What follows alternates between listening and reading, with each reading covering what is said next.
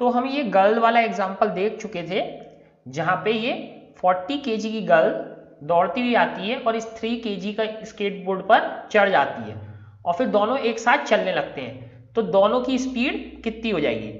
क्योंकि बोर्ड क्या था, बोर्ड रुका हुआ था और गर्ल दौड़ती हुई आती है।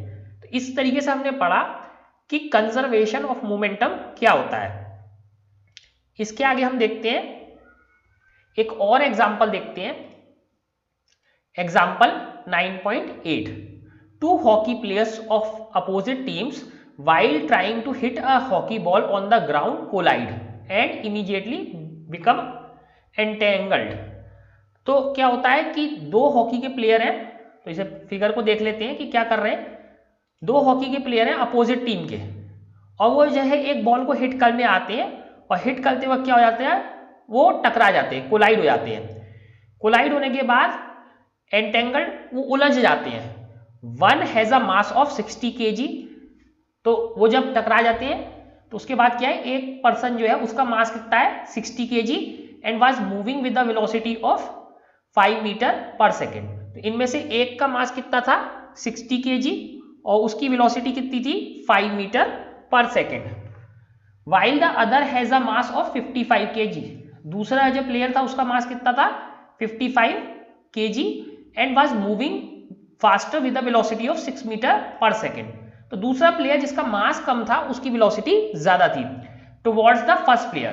तो एक इधर दौड़ रहा है, एक इधर दौड़ रहा है, तो अलग अलग डायरेक्शन में आ रहे हैं और अपोजिट टीम के, और एक ही बॉल को हिट करने की कोशिश कर रहे हैं। In which direction and with what velocity will they move after they become entangled. तो एंटेंगल्ड का मतलब क्या होता है कि वो एक तरीके से एक दूसरे से जुड़ गए हैं। जैसे अभी हमने पीछे देखा था, तो वो एक दूसरे से क्या हो गए हैं, जुड़ गए हैं। अब हमें ये बताना है कि अगर वो साथ में जुड़ जाए, एंटेंगल्ड हो जाए, तो वो किस तरफ को गिरेंगे, साथ में किस वेलोसिटी से मूव करेंगे। डेफिनेटली वो गिरेंगे, चोट लगेगी, लेकिन वो किस साइड को गिरेंगे और किस वेलोसिटी से गिरेंगे ये हमें बताना है। Assume that the frictional force acting between the feet of two player and ground is negligible. तो यहाँ पे हमें फ्रिक्शनल फोर्स क्या दे रखा है, जीरो, कि कोई फ्रिक्शन नहीं है, क्योंकि अगर फ्रिक्शन होता तो ये बहुत कॉम्प्लेक्स हो जाती सिचुएशन। तो एक बार सवाल को देखते हैं कि सवाल क्या है। सवाल में क्या है कि दो प्लेयर हैं, ये एक बॉल है और ये दो हॉकी प्लेयर है। तो पहला प्लेयर तो जो है जो भारी है 60 kg का है, वो 5 मीटर पर सेकेंड की तरफ से सेकंड प्लेयर की तरफ दौड़ रहा है। अब सेकंड प्लेयर जो हल्का है 55 kg का है, वो 6 मीटर पर सेकेंड की वजह से फर्स्ट प्लेयर की तरफ दौड़ रहा है।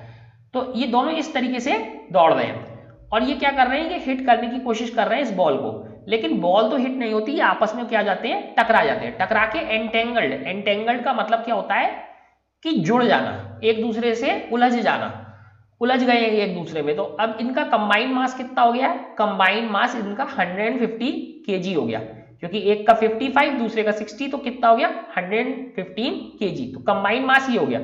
अब हमें ये बताना है कि इनकी जो फाइनल वेलोसिटी होगी वो किस डायरेक्शन में होगी, यानी किस डायरेक्शन में ये गिरेंगे। तो अगर ये साथ में उलझ गए तो उलझने के बाद किस तरफ गिरेंगे। तो देखते हैं इसका solution. Let the first player be moving from the left to right. तो इस फिगर में हम क्या देख पा रहे हैं कि पहला प्लेयर लेफ्ट से राइट मूव कर रहा है, पहला प्लेयर लेफ्ट से राइट मूव कर रहा है। By convention left to right is taken as positive direction. तो ये कौन सी डायरेक्शन हो गई पहले प्लेयर की, positive, and this right to left is the negative direction. तो अगर हम राइट से लेफ्ट जाएंगे तो ये कौन सी डायरेक्शन हो गई, ये निगेटिव डायरेक्शन हो गई, एक पॉजिटिव डायरेक्शन और एक निगेटिव डायरेक्शन। फिगर 9.19, तो ये जो फिगर दिखा रखा है इसमें, if symbols m and u represent the mass and initial velocity of the two players. तो मास किससे दिखाते हैं, m से, और इनिशियल वेलोसिटी किससे दिखाते हैं, u से, of the two players respectively. Subscript 1 and 2 in the physical quantities refer to the hockey players। तो ये हम जो इन्होंने लिखा है ये हम पहले ही पढ़ चुके हैं। अगर हम m से मास दिखाते हैं तो 1 लिखने का मतलब फर्स्ट प्लेयर, m के पीछे 2 लिखने का मतलब सेकंड प्लेयर, ऐसी u के पीछे 1 लिखने का मतलब फर्स्ट प्लेयर की वेलोसिटी और 2 लिखने का मतलब सेकंड प्लेयर की वेलोसिटी। लेकिन ये इनिशियल वेलोसिटी है, टकराने के बाद इनकी कंबाइन वेलोसिटी आएगी। तो ये इनिशियल है, टकराने के बाद कंबाइन आ जाएगी। तो इस तरीके से हमें m1 कितना आया, m1 था 60 kg, पहले वाले की वेलोसिटी कितनी थी 5 मीटर पर सेकेंड, मास 2 कितना था 55 kg, वेलोसिटी जो इनिशियल वाली थी वो कितनी थी 6 मीटर पर सेकेंड थी, बट वो अपोजिट डायरेक्शन में थी, मास तो निगेटिव हो नहीं सकता, तो मास तो दोनों पॉजिटिव में आ गए, पहला वाला लेफ्ट टू राइट जा रहा था इसलिए पॉजिटिव, सेकंड वाला कहां जा रहा था, सेकंड वाला राइट टू लेफ्ट जा रहा था इसलिए -6 मीटर, क्योंकि ये वाली क्या डायरेक्शन थी माइनस। तो इस तरीके से ये हमारे वैल्यूज आ गए। तो अब ये टकराने से पहले देखते हैं, ये टकराने के बाद है कि टकराने से पहले इनका मोमेंटम निकालते हैं और उसे टकराने के बाद के मोमेंटम के बराबर करते हैं। तो टकराने से पहले क्या मोमेंटम है, टोटल मोमेंटम निकालते हैं टकराने से पहले। तो टकराने से पहले जो मोमेंटम है वो क्या है, वो ये होगा m1 u1 plus m2 u2, तो ये हमारा फॉर्मूला है, तो हम निकालते हैं। तो m1 कितना है 60 kg, u1 क्या है +5, तो प्लस में ही लगेगा, मल्टीप्लाई कर दिए, m2 क्या है 55 kg और u2 क्या है -6, तो -6 लगाया, ठीक है।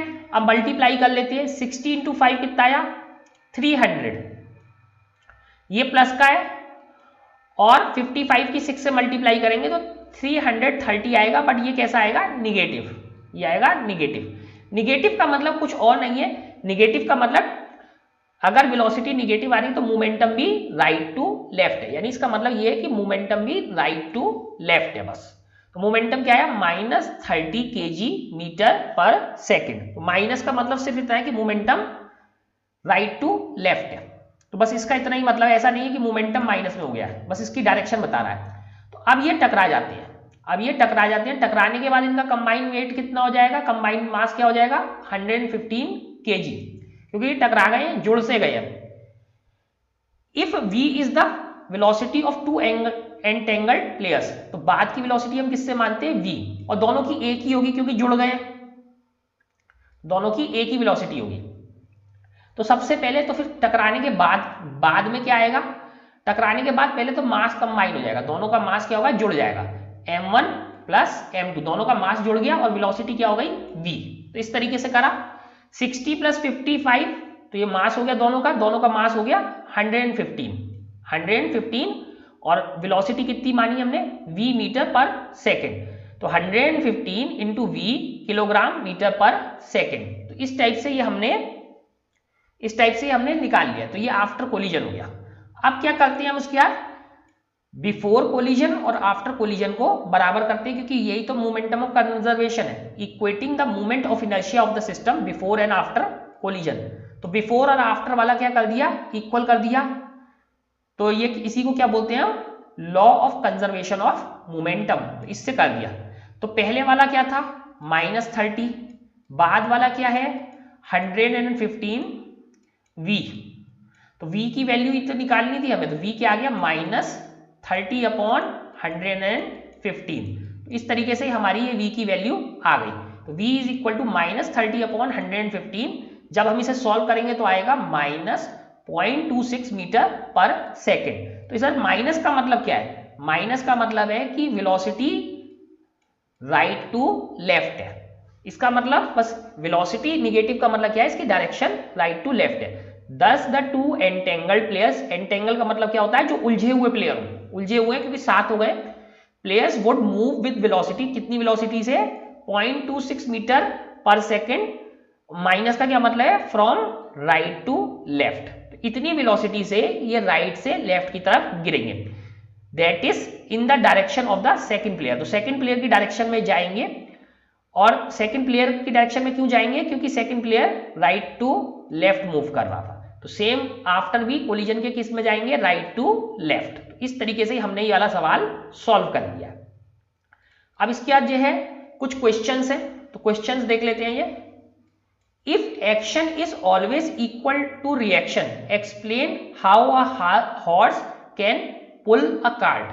तो अब ये बताना है कि अगर एक्शन और रिएक्शन अगर हमेशा इक्वल होते हैं तो हॉर्स कार्ट को कैसे खींच लेता है।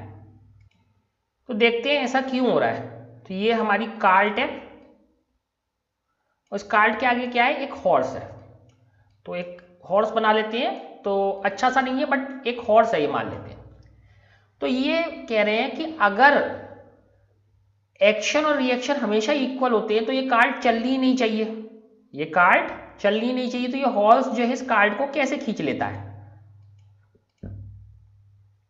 तो क्वेश्चन समझ में आया, ये हॉर्स कार्ड को कैसे खींच लेता है? तो पहले क्या करते हैं, हम इनके दो पार्ट में देखते हैं। एक पार्ट तो हमारा हो गया कार्ट वाला, ये हो गया हमारा कार्ट वाला पार्ट, और एक पार्ट है हमारा हॉर्स, ये हमारा हॉर्स है। तो हॉर्स कैसे चलता है? जैसे हमने ह्यूमंस का चलना पता करा था, तो हॉर्स वैसे ही चलता है। तो हॉर्स क्या करता है, अपने पैरों से पीछे की तरफ फोर्स लगाता है, तो इस पे जो ये रोड है, ये रोड क्या करती है, आगे की तरफ फोर्स लगाती है। तो ये दोनों फोर्स कैसे होते हैं, इक्वल और अपोजिट। तो मानते हैं हॉर्स कितना फोर्स लगाता है, कैपिटल एफ, कैपिटल एफ।